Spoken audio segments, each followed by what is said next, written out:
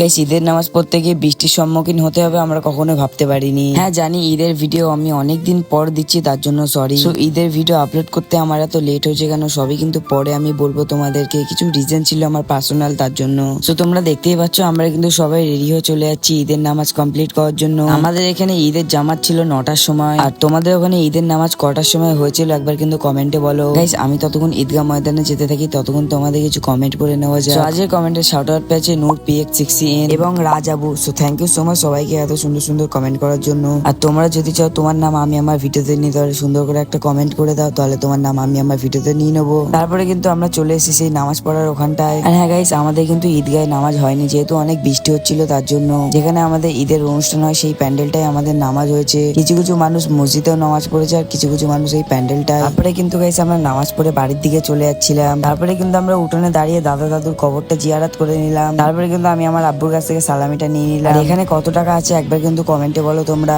So যে guess করতে পারবে সে কিন্তু স্পেশাল শাউট আউট পাবে নেক্সট ভিডিওতে।